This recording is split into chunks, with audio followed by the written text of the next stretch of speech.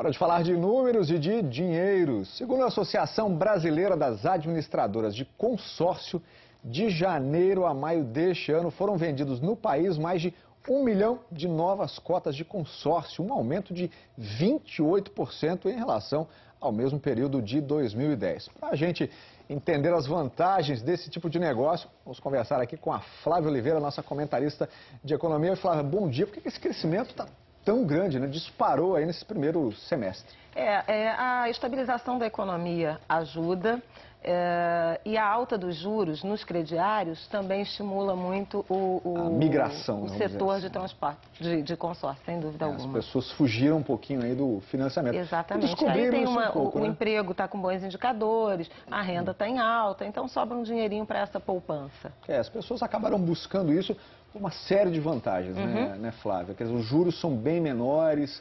A possibilidade na de verdade, não há cobrança de juros, né? O que você paga é uma taxa de administração, seguro, eventualmente um fundo de reserva, mas é diferente do financiamento, onde há uma taxa de juro incidente. É como se você, no consórcio, é como se você dividisse o valor do bem pelo número de prestações e pagasse só essas parcelas sem a incidência de nenhum acréscimo financeiro. Na verdade, tem a taxa da administradora. Exatamente.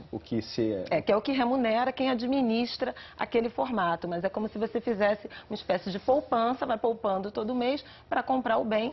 Se for sorteado, porque a cada mês 2 ou 3, aí dependendo do modelo, né, do tipo de contrato, 2 ou 3 consorciados são sorteados, e aí se você tiver a sorte de ser sorteado logo no início, você pega o bem de cara. Se não tiver tanta sorte, fica para o final, e aí é como se fosse realmente uma caderneta de poupança. Vamos saber qual é o setor que mais tem consórcios aí. Tem consórcio de todo tipo agora, na verdade, né? É verdade. Houve uma multiplicação aí. Segundo a Associação Brasileira de Administradores de Consórcios, a ABAC, o número de cotistas de motos está bem à frente dos demais consorciados. A gente tem o ranking para vocês aí. Olha só, Flávia, realmente as motos dispararam. Exatamente. Ali, né? São mais de 4 milhões de consorciados no Brasil, praticamente metade de motos, porque moto é um bem mais barato, então é mais fácil de atrair a adesão. Aí em seguida vem carros, mas você tem consórcio de caminhões, de imóveis, de terrenos, apartamentos, casas, salas comerciais. Todo tipo, bens duráveis e serviços também, né? Bens duráveis, eletrodomésticos, né? Que também é muito comum, procurado. Da geladeira ao fogão, aparelho de som. E serviços, que é a modalidade que mais tem crescido, Vandrei, ela triplicou o número de consorciados em um ano, de 2010 para esse início de 2011. E serviços são o quê? Tem de tudo. Tem de festa de casamento, a festa de formatura, viagem. Dá para consorciar todo tipo de... Tudo. Cursos, faculdades, cursos no exterior. Vamos entender um pouquinho melhor? Olha, o repórter Rogério Coutinho acompanhou até a loja 2 pessoas que optaram pelo consórcio como forma de adquirir um bem. E elas explicam por que fizeram, então, essa opção. O carro ano 2009 é o xodó de João, morador de Campo Grande, zona oeste do Rio. Eu cuido dele normalmente, eu estou sempre limpando, vendo a parte de manutenção. Todos os meses o vendedor autônomo viaja com o carro pelas regiões do estado, levando mercadorias. Este é o 4º carro do João. O primeiro foi comprado em 1992 pelo sistema CDC, Crédito Direto ao Consumidor. Já os outros 3, inclusive este, foram comprados pelo sistema de consórcio. João, por que no primeiro carro você optou pelo financiamento? Por causa da pressa que eu tinha de pegar o carro logo. Então o Crédito Direto ao Consumidor para mim viabilizou a entrega imediata do carro. Já o seu segundo carro você optou pelo consórcio? Segundo, terceiro, quarto e todos serão via consórcio, porque ele virou moeda de troca para mim, entendeu? Ele entra como lance no pagamento do consórcio. E daqui a algumas semanas, João pretende trocar de carro por este modelo de R$23 mil. O sistema de pagamento vai ser o consórcio. Gláucia também chegou na agência decidida. Comprou o mesmo modelo. Eu vim pensando em fazer um financiamento, mas eu vi que a opção de consórcio era mais atrativa. Por quê? Porque eu dou um valor menor, a prestação fica um valor menor, e o valor que eu daria de entrada, eu vou dar o lance no consórcio para ter o carro um tempo que eu achar conveniente. Aqui nesta agência, pelo menos 30% dos clientes que entram todos os dias estão interessados em fazer um consórcio. E este é um tipo de venda que está aumentando em todo o país. Segundo a Associação Brasileira das Administradoras de Consórcio, atualmente mais de 4 milhões de pessoas estão pagando regularmente pelo menos um consórcio, seja de um carro, de um apartamento, de uma casa ou de serviços em geral, como educação e saúde. De cada 100 carros ou imóveis negociados no Rio, 9 são comprados por meio de consórcio. Mas o número é considerado baixo e o motivo, segundo a associação, são as administradoras de consórcio. A maior parte delas está em São Paulo, onde de cada 100 imóveis vendidos, 16 são por consórcio. No sistema de consórcio, é formado um grupo de compradores que paguem prestações o valor do produto desejado. Dependendo do contrato, são cobradas nas prestações taxa de administração, fundo de reserva e seguros. Em apenas 2 situações, o participante do consórcio teria direito a pegar as chaves do apartamento. Se vencer o sorteio feito todos os meses, ou se der o maior lance do mês, que é o pagamento antecipado de prestações do consórcio. O perfil do consorciado é aquele consumidor que não tem a necessidade de adquirir o bem imediato. É aquele que faz para poupar, fazer uma poupança programada, para constituir patrimônio. Comentando aqui com a Flávia, o vendedor estava falando justamente isso. Você pode poupar ali junto... na verdade, é uma espécie de poupança, né? A gente pode classificar assim, Flávia? Com certeza, porque tá certo, né? Ela difere do financiamento exatamente por isso. É como se você estivesse poupando o dinheiro, fazendo a economia, né? Exatamente, para comprar o bem. Nesse caso, o direito de adquirir o bem se dá pelo sorteio ou pelo lance. E aí, até um dos entrevistados falou disso, que ele está renovando, trocando de carro usando o consórcio, porque ele vende o carro usado, pega o dinheiro e, em vez de, num financiamento, ele daria aquilo como entrada e pagaria os juros do que faltou, claro. Não é isso? As prestações com juros. No consórcio, ele pode usar o que seria a entrada para fazer um lance e garantir logo o sorteio, a contemplação, como eles chamam. Então, você tem o bem e acaba pagando sem juros. E a vantagem do lance é que você investe ali um valor que equivale a, sei lá, 10 prestações e mata aquelas prestações. Mata as prestações e antecipa a sua chance de ser sorteado.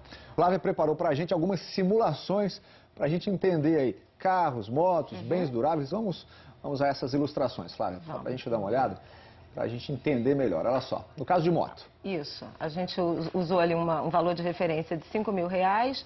Você vê ali que num financiamento em 36 meses, a prestação 255 e o total pago passaria de R$9.000, né? Num bem de 5.000, 9.200. No consórcio, parcelas aí abaixo de 200, né? Chegando ao final em 178 e o valor total 6.115. Você vê a diferença que está exatamente na taxa de juros. No caso do financiamento de moto, chega a quase 3% ao mês a taxa de juros. A gente paga quase o dobro do valor. Para o financiamento de carro, um valor nós temos ali, vamos ver essa ilustração. O carro a gente parte de R$30.000, o valor do bem, né? O valor à vista. O valor médio, né? Só para a gente ter uma ideia, olha só. No caso ali, um financiamento em 60 meses, que são 5 anos, prestação R$906 e beira 54.371 o valor final que você vai pagar pelo carro de 30.000. Né? No caso do consórcio, o valor total não chega a 40, 37.738. Isso também é a diferença da taxa de juros. No caso do automóvel, trabalhamos com 2% ao mês, mais a taxa de abertura de crédito, mais o IOF, que tem o imposto também. E no caso do consórcio, é a taxa de administração que não chega a 0,5% ao mês. Praticamente o juros da poupança. São muitas as taxas. No crediário são. Que vão deixando esse valor assim em progressão aritmética. Exatamente. Muito alto. E esse ano, lembrando que o Ministério da Fazenda e o Banco Central mexeram, né, nas taxas, claro. Tanto no IOF, tanto no imposto pago no crediário, quanto na taxa, quanto nos prazos, para tentar reduzir, né, a demanda por financiamento, dar uma esfriada na economia por conta da inflação. Tem diferença no caso de imóvel, Flávio? Vamos dar uma olhada? Também, os números também para tem. imóveis, que é uma nova modalidade, mas também está sendo muito usada. Olha só. Muito usada, e aí a gente vê um prazo de 10 anos, né, 120 meses, um imóvel de R$300 mil, a prestação sairia a 5.750 no financiamento, R$496 mil seria o valor total pago num financiamento pré-fixado, com juros de 13% ao ano. No pós-fixado, que seria TR, mais 10,5% ao ano, passaria de R$500 mil o valor final pago pelo imóvel. No caso do consórcio, o saldo do imóvel de 300 mil sairia por 425 mil. Quer dizer, realmente dá uma diferença bem grande, porque os juros no Brasil são muito altos, são os maiores do mundo. É importante a gente consultar empresas sérias. A forma de se saber se uma empresa de consórcio é legal é consultando o Banco Central, verificando se ela é filiada à ABAC, Associação Brasileira das Administradoras de Consórcios. Vamos conversar com o Alex Cunha para saber que outras orientações para o consumidor, para a pessoa se certificar de que está fazendo ali um bom negócio, né, Alex? Bom dia. Olá, Vandrei, bom dia, Flávia. Uma das recomendações é que nenhum dos detalhes do acerto entre um vendedor de consórcio e o cliente deve ficar apenas no verbal, na palavra. Tudo deve ser escrito e muito bem escrito num contrato. Ricardo Torregrosa, bom dia. É uma maneira, então, de o cliente ter mais garantias? Sim, não tenha dúvida. É importante que o cliente leia atentamente o contrato, as condições e, como você mesmo falou, desconsiderar promessas verbais. O vendedor prometeu alguma coisa, tem que estar no contrato. E também checar se o consórcio está autorizado pelo Banco Central, se está afiliado à ABAC. Também levar em consideração o valor da taxa de administração, que tem uma diferença entre as administradoras. Mesmo que não tenha, então, aí, juros de um financiamento, taxa de administração pode influenciar no preço final do produto? Sim, porque você pode ter taxa de 12%, 15%, 20%. Só que, comparando com os juros, fica um valor bem abaixo mesmo. É importante observar também as despesas gerais que serão cobradas além da taxa de administração? Sim, você tem que ver no contrato se tem seguro de vida, se tem seguro de quebra de garantia, com a falta de pagamento, tudo mais, e ver as taxas que são cobradas. Por exemplo, você tem custos ao comprar um imóvel, então, de repente, você tem que pensar na hora de comprar um imóvel, quanto você vai gastar com cartório, tá? Que você pode usar até 10% da carta de crédito para esse tipo de despesa, que às vezes a pessoa pensa só no valor do imóvel e esquece, digamos, as despesas extras que não são do consórcio, e sim do mercado mesmo. Por acaso uma empresa que oferece o consórcio para o consumidor, ela tem algum problema? Ela vem a falir e o consumidor ainda não retirou esse bem. Qual é o comportamento que ele deve adotar, então, a partir desse momento, Ricardo? Olha, ela deve procurar o Banco Central, pegar as informações no Banco Central, como está a situação dessa administradora. Deve também entrar no site da ABAC. A ABAC tem informações, tem uma seção específica para os consumidores que vem todas as informações. Então, procurar os órgãos competentes para se auxiliar. Ok, Ricardo, bom dia, obrigado pela participação aqui no Bom Dia.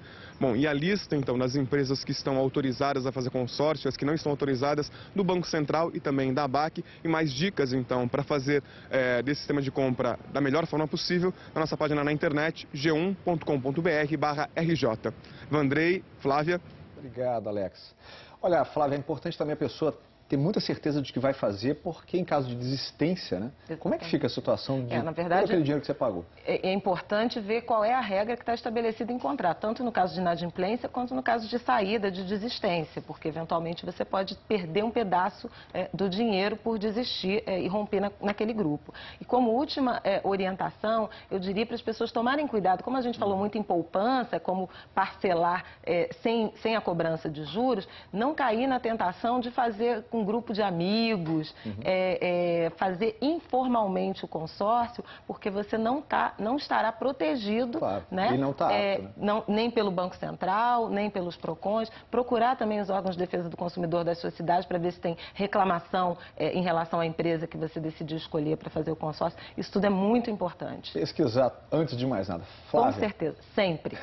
Muito obrigado mais uma vez. Obrigada. Bom fim de semana para você. Até semana que vem. Obrigado mesmo.